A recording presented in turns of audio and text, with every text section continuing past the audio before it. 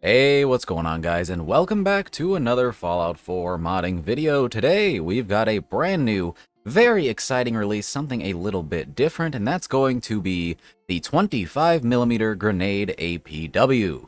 Now, that name might sound very familiar to you. If you played New Vegas at all, you'll know that this is a weapon in New Vegas, but ours is going to be just a little bit different.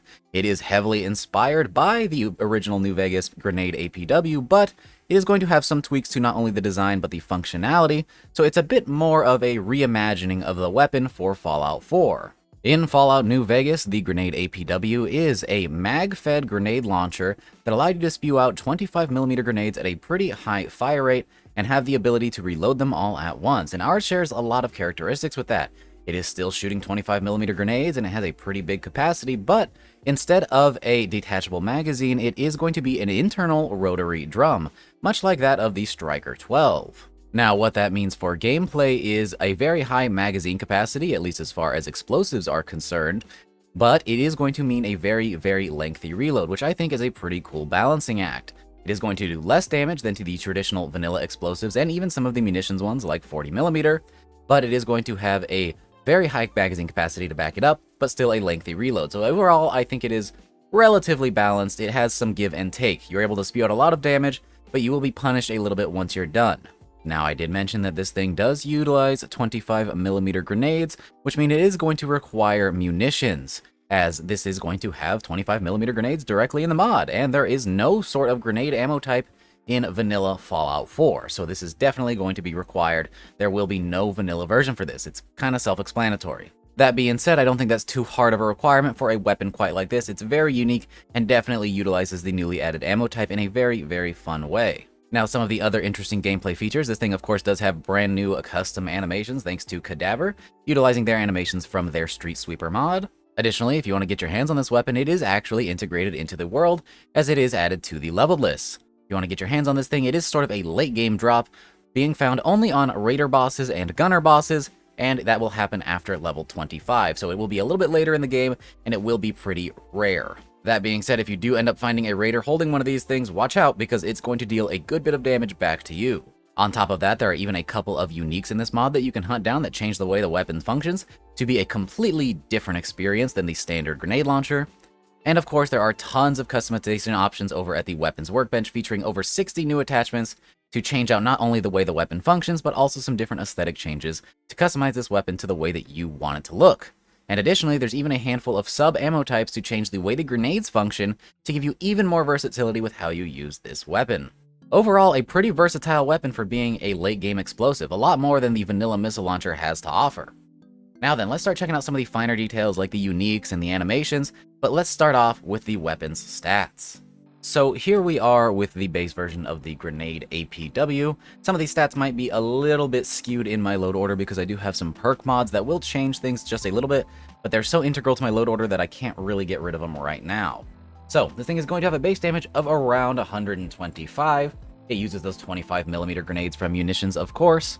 It has a fire rate of 13 with no attachments, a range of 137, an accuracy of 165, a weight of 11.7 pounds, and a value of 300 caps. Again, this is a late game weapon, but it is a pretty nice one. And I have to say, I love how this thing came out. It definitely has the inspiration from the original 25mm APW, but it has some different unique takes as well for this animation set. Pretty cool looking gun in my opinion. Now then, there are some uniques to talk about as well, starting off with the first unique, known as Riot Control. As you can see here, this thing has a nice bright yellow, less than lethal paint job, and it is going to be loaded with beanbag rounds instead of grenades. So you will actually be shooting a non-lethal ammo type, at least it's intended to be, which is going to force enemies into a ragdoll, but it does do technically a little bit of damage with 14 damage, so if you shoot them enough, they will eventually perish. But the idea is to use this as a bit more of a utility weapon. That being said, if you happen to get a critical hit, it will cause targets to frenzy, and they will start fighting everybody, not just you. If you want to get your hands on this particular variant of the weapon, you're going to have to head over to the Quincy Police Lockup. That is where this weapon can be found. Now there is one other unique, and that is going to be Major Tom, boasting a brand new custom paint job that looks pretty neat. And you can see that this thing has 25% faster fire rate and 15% faster reload speed.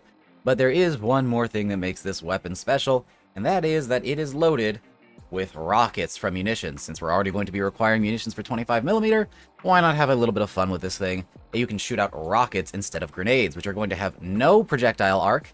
It is not going to have any gravity. They're going to be propelled, so they will shoot in a straight line, making a very, very interesting handheld rocket spewing machine.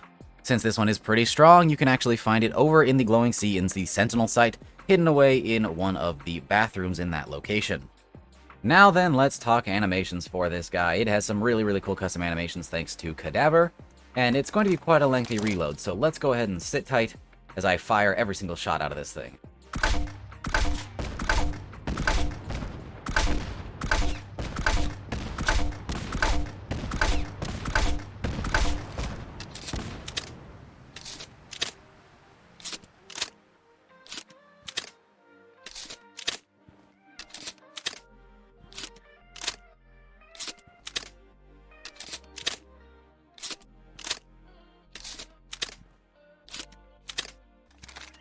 So as you can see, you get to spew a ton of damage, but you are going to have to deal with a pretty lengthy reload after you shoot all of that.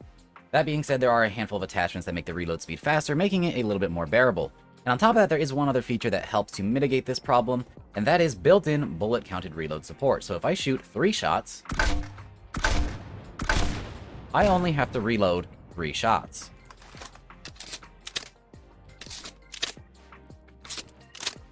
As you can see, a nice little feature. The animations get a little bit wonky, but I think that's fine for the functionality of it. And while we're here, we might as well talk about the accuracy for this weapon as well. And, you don't really need to aim with this thing. It is a grenade launcher, after all. And finally, that leaves us with everybody's favorite section of the video, the attachments over at the weapons workbench, offering tons of customization options for this guy. And there are a ton of customization options, surprisingly, for this being an explosive weapon. Typically, you don't see that with rocket launchers and grenade launchers, but we tried our best to make this thing fun and interesting. Starting off with the receiver section, we have a pretty standard looking set of receivers, standard up through tuned. But you'll notice that none of these really change the damage. Some of them do a little bit, but that's because the way that damage works on explosives is based on the explosion record, not the weapon's damage. So instead, these are going to give you different trade-offs like reload speed and fire rate that make this a little bit more customizable and a little bit more usable, while the damages are held by the actual grenade types that you decide to load into this. The best of these, in my opinion, is actually the tuned receiver, which gives you the fastest fire rate, thus the best damage output over time. Then for barrels, we have some pretty simple stuff. We have a short barrel, medium, and long barrel, and then we also have light versions of each of those offering some nice fluting. Then for stocks, we have the standard short stock, a full stock, a gunslinger stock, which increases your reload speed, a recoil compensating stock, a marksman stock, a light stock, which is going to have, or a short light stock rather, that's going to have no stock and a plastic grip, and a light full stock, which is going to be plastic but full, a folding stock, which is inspired by the Spaz, and a light recoil compensating stock. So you have lots of options there. You do have different grenade options. The explosive is going to be your standard impact explosive. Beanbag is a non-lethal ragdoll effect. Slugs are big, gigantic slugs, just a simple projectile.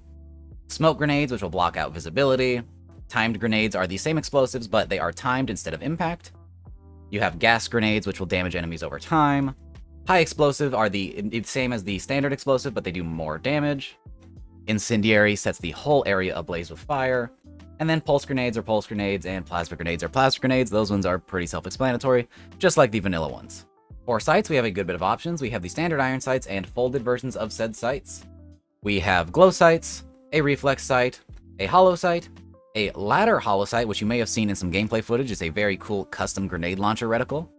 And then a short scope. In case you do want to use a scope on this guy, though, there's not going to be anything bigger than a short scope. If you use slugs or something, this thing can be usable, though it's probably not the best way to run this weapon.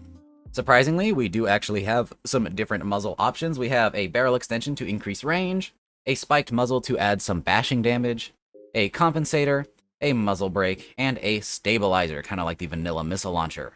Then we have some foregrip options. Yeah, you can change out the front grip even on this weapon. You have the standard foregrip, which is a light little wood grip, a heavy foregrip, which is a mirrored version of the pistol grip, kind of like the old 80s style vertical grips. Then a comfort grip, which has some nice finger grooves, and a light grip, which is going to change the front end to plastic. So you can mix and match whether or not you want wooden plastic or all wood or all plastic. That's kind of up to you.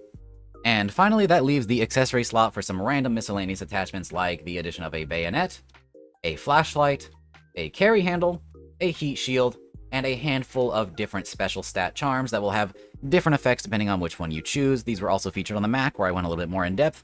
Each one's going to have fun little stuff like improved bash damage or reload speed or whatever, depending on which special stat you choose. Now, I think that wraps up pretty much everything for the Grenade APW. If you want to try this mod out for yourself, as always, it will be linked down in the description below. It's a pretty fun one. We don't do explosives that often, but I think this one is pretty neat. As always, if you do enjoy the mod, give it an endorsement. It really helps it out. And if you enjoyed this video, consider dropping it a like. With that, I hope you guys enjoyed. If you'd like to support my work directly, as always, you can check out the link down in the description below to support me over on Patreon using direct donations. But it is completely optional. That's just if you want to do that. By no means do you have to. It's just kind of there as an option. With that, though, I hope you guys enjoyed everything, including the video and the mod, and I will see you guys in the next one. Peace!